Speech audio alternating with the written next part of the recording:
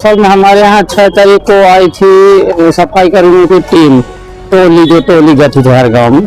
तो 6 को आई थी, वो 6-8-9 लोग थे।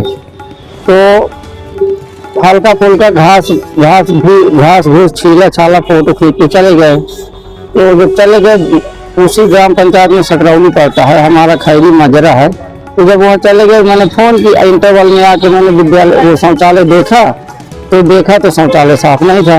दरअसल हमारे विद्यालय के अगल बगल किसानों के समरसेबुल हैं। तो जब वो चल जाते हैं, मतलब इस समय धान की रुपाई चल रही, जब वो चल जाते हैं तो हमारे विद्यालय का हानि पर पानी नहीं देगा। तो थोड़ा बहुत लड़का बच्चे धाव करके अपना शौच कराते हैं। तो अब जब 6 को टीम आई, टीम शौचालय साफ करके न गई, पूरा भरा था, मुर्गा से लेकर के ऊपर तक भरा था, सब जाम थी जो है। टीम चली गई, फिर मैंने फोन किया सफाई कर्मी को, भैया भाई शौचालय साफ नहीं किए, तमाशा शौचालय हम नहीं साफ करेंगे। तो अब मैंने कहा मैं आपकी शिकायत फिर करूँगा। कहा आपको जहाँ मन होता आप शिकायत कर दीजिए। फिर देखा कि मतलब अंदर टॉयलेट का दरवाजा खोलते ही इतनी बदबू आ रही थी। गांव में एक स्वीपर रहता, वहीं एक घर मतलब स्वीपर रहता वहाँ। मैं उनके पास गया कि भैया पैसा ले लो हमसे और शौचालय साफ कर दो। तो कहा मैं साहब मैं शौचालय नहीं साफ करूँगा। अब मुझे मजबूर होकर के कि आप बताइए, हमारे बच्चे बाहर जाते हैं, बरसात में अगर बाहर भेजते हैं लैट्रिन के लिए, पेशाब के लिए, तो वो भी समस्या है। तो फिर मुझे मजबूर होकर के मैंने सोचा चलिए अपने बच्चे हैं, हम घर में अपना टॉयलेट साफ करते हैं, ये भी हमारे बच्चे हैं।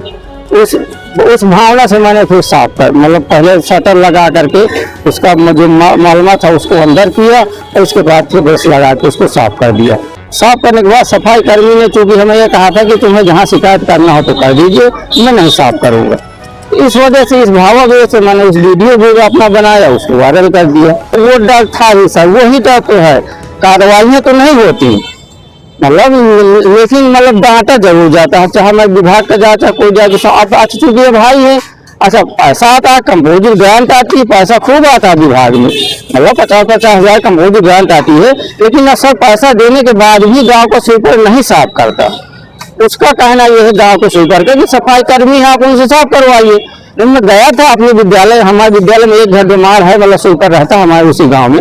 मैं गया, मैंने कहा भैया पैसा ले लो, तुम्हें 1000-2000 लेना हो तो ले लो, लेकिन मेरा शौचालय साफ कर दो, बड़ी बात की समस्या है, वो पूरा जाम पड़ा है, बहुत परेशानी है, इसलिए नहीं तैयार हुआ। जब नहीं तैयार हुआ, सफाई कर्मी भी मना कर रहा है, तो उस स्थिति में सर अब हेडमास्टर क्या करे, मजबूरी है उसकी साफ करना।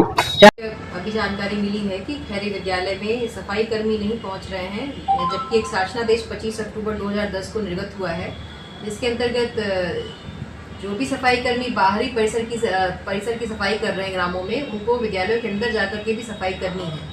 तो अगर उस विद्यालय में सफाई कर्मी नहीं पहुंच पा रहा है और टॉयलेट बहुत दिनों से गंदा पड़ा है और छात्र हित में अगर उनके द्वारा ऐसा किया गया है, तो फिर ये सराहनीय कदम है, क्योंकि बच्चे हमारे किसी भी स्थिति में बच्चों को कोई खतरा नहीं होना चाहिए। अगर बच्चों की सुरक्षा को देखते हुए उन्होंने ऐसा किया है तो ठीक है, लेकिन हम अपने स्तर से ये देखेंगे कि सफाई कर्मी वहाँ क्यों नहीं पहुँच रहे हैं। और वहाँ पे DPRO को हमने पत्र इस संबंध में लिखा है कि जो भी सफाई कर्मी उस एरिया में नियुक्त है वो समय से पहुँचे और अपने कर्तव्यों का पालन करें। मैम, एक उनका आरोप है कि जिस तरीके से अधिकारी वहाँ निरीक्षण करते हैं, अधिकारी को साफ सफाई के लिए दबाव बनाते हैं, लेकिन जो सफाई कर्मी हैं वो नहीं आते हैं, अन्यथा उनके ऊपर कार्रवाई हो जाती है साफ सफाई को लेकर। इस दबाव के चलते उन्होंने खुद टॉयलेट साफ किया है, ऐसा उनका आरोप है। ऐसा कोई दबाव किसी पे नहीं आया था। साफ सुथरा वातावरण सभी को रखने की सबकी जिम्मेदारी, हम अपना घर साफ सुथरा रखते हैं। तो जिस विद्यालय में आप 8 बजे से 2 बजे तक रह रहे हैं, उसका वो परिसर भी साफ हो, प्रधान अध्यापक के रूप में आपकी जिम्मेदारी है। और बच्चे हमारे ही अंडर में हैं, अगर परिसर हम साफ सुथरा नहीं रखेंगे तो बच्चे कहीं ना कहीं बीमारियों की चपेट में आ जाएंगे। तो इस को सुनिश्चित करने के लिए सभी शिक्षकों से मेरा आप सभी के माध्यम से भी अनुरोध है कि विद्यालय परिसर को साफ सुथरा रखें। और इसके लिए आपको कंपोजिट ग्रांट और तरह तरह की ग्रांट बीच में मिलते रहते हैं, आप उसका उपयोग करके भी सफाई कर्मी 1 दिन 2 दिन के लिए बुला करके आप परिसर को साफ सुथरा करवा सकते हैं।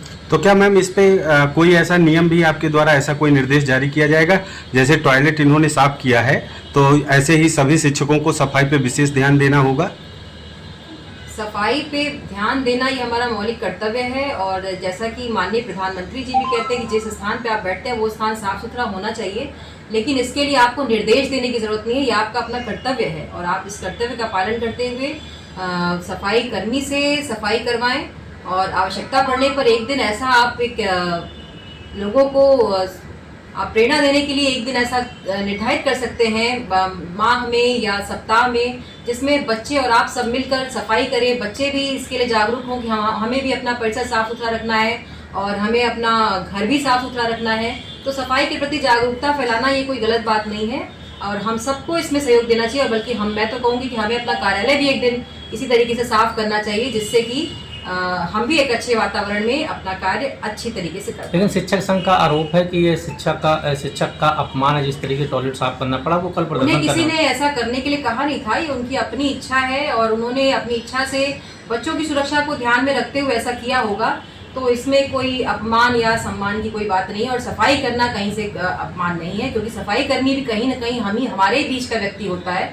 तो अगर वो भी सफाई कर रहा है तो इसमें कोई अपमान की बात मुझे नहीं समझ में आती। ठीक।